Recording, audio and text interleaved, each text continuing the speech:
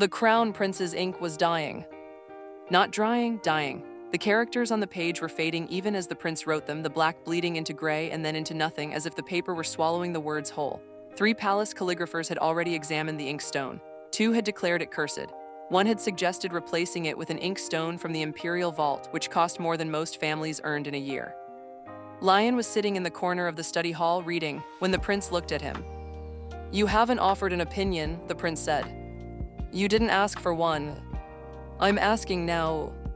Lion set his book down. He walked to the prince's desk and picked up the inkstone. He turned it over. He smelled it. He touched the surface with his thumb and rubbed the residue between his fingers.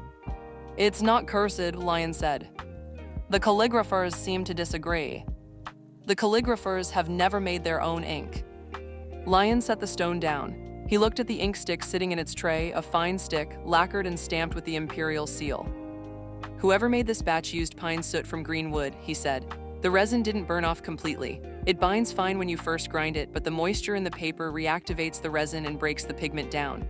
My father is a calligrapher. He made this mistake once when I was 12. He threw the whole batch out and started over."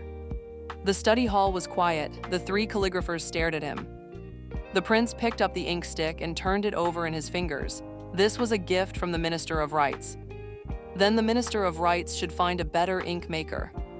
Someone behind Lion inhaled sharply. "You did not criticize a minister's gifts in the imperial study hall.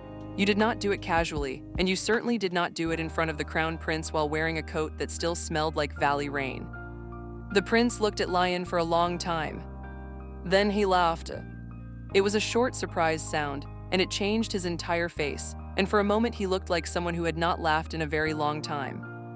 "Get me a new ink stick," the prince said to the nearest calligrapher, "and find out who supplied the minister's batch. I want to know if the rest of the palace inventory has the same problem."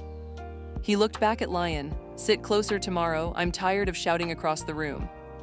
Lion picked up his book and moved 1 table closer.